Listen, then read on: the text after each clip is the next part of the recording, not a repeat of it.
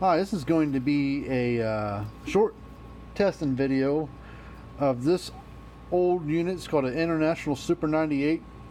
There's quite a few of these things floating out there still being used. I mean, I don't know when this unit was made exactly. It's probably a 1970s or 80s model, somewhere maybe before. There's some earlier versions of this thing. But anyways, this is an old solid state unit. This is before they made low impedance ones here in the States. But I'll show you what the inside of it looks like. It's pretty basic on the inside. There is a big old capacitor that's underneath the board. But this is how they used to make things back in the day. This basic components, not even a circuit board. It's just got this, instead of having trackings and things on circuit board, they just kind of got these little tabs that things are soldered to make the circuit tie together and soldered and everything. But that's what the inside of a Super 98 looks like. Got a pretty, beefy transformer in the thing.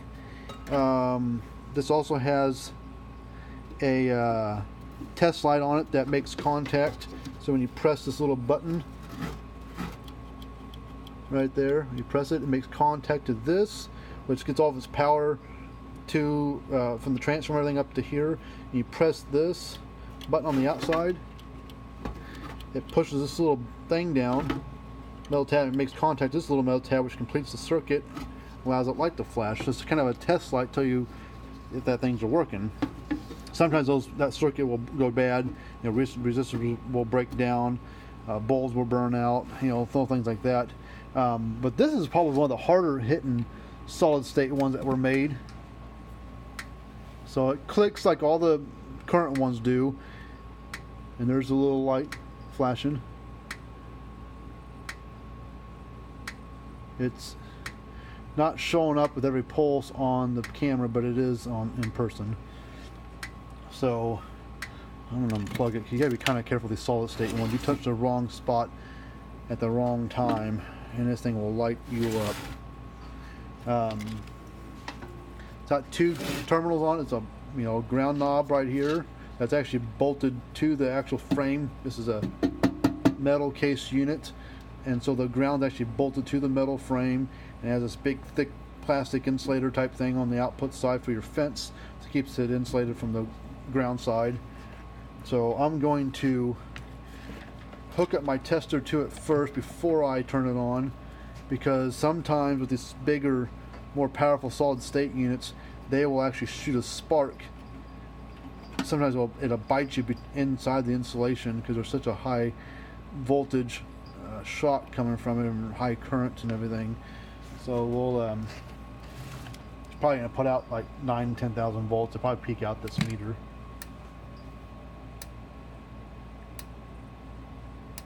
Getting about 10,000 volts out of it.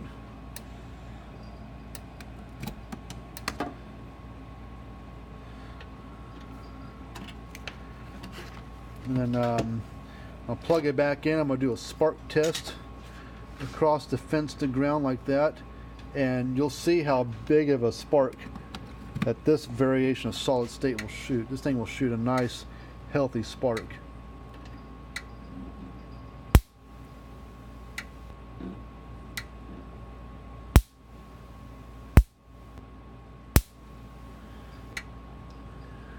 Zoom in a little bit here.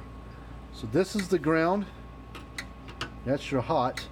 Watch how far away I get, and it'll still throw a spark. So I'm touching the fence. I scroll across here to the ground side.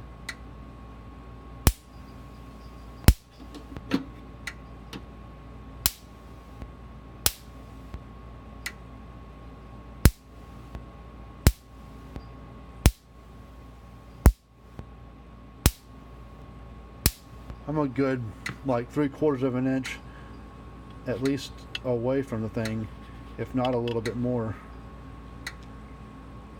So this is a International Super 98.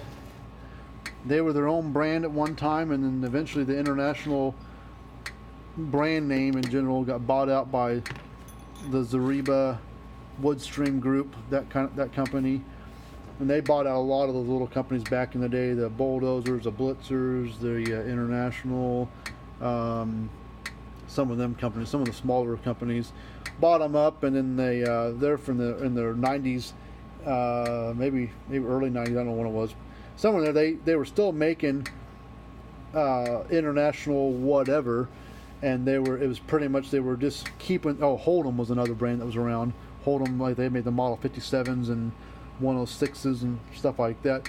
But anyway, all those little brands that bought out by Zariba and those guys, and Zariba for a long time was taking their particular model of X, whatever it was, pulling the stickers off of those and putting the stickers, relabeling them with International or Blitzer or Hold'em on there, just to kind of keep the namesake, because back in a long time ago, people still recognized International and Hold'em and all those other things, so they wanted to keep that namesake going for a little while, until eventually they got rid of that namesake and kept, American Farm Works and Zariba and Bulldozer and Blitzer and Red Snapper, all those guys, and just kept those things, their current lineup, those names around, and they got rid of the International and the Hold'em and Blitzer and that stuff. They still make the Blitzer name, but it's still a Zariba on the inside.